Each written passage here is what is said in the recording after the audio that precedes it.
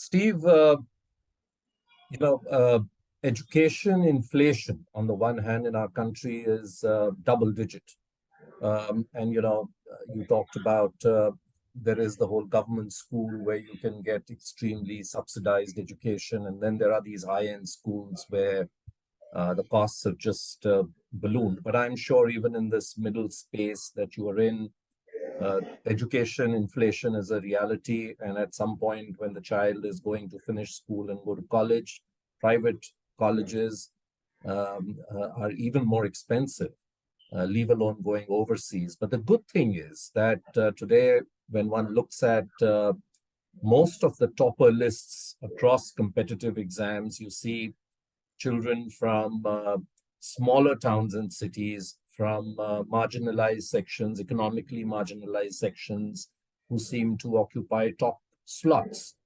You talked about the fact that you initially were funding, providing support. If you could elaborate what support and in what form do you provide to individual school owners, that would be useful for people to know.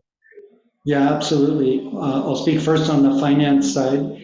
In terms of the loans that we provide, they can range anywhere from, say, a 5 lakh loan up to 5 to 8 crore.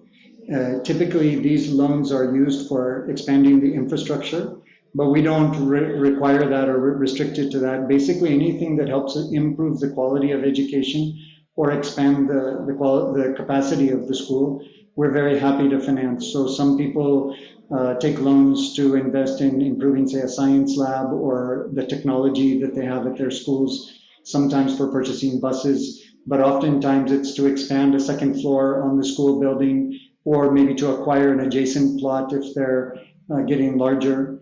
And so that's the lion's share of the financing goes towards this capacity expansion. In addition to that, what we try and do is connect these schools that maybe are in tier 3, tier 4 cities with some of the educational resources that tend to be more available in tier 1 and tier 2 cities. So we have tie-ups with a number of providers, some of them technology-based, some of them didactic materials or different curriculum. And we extend those offerings to the schools. And of course, if it's helpful to finance the purchase of those offerings, and then we accompany that with financing as well.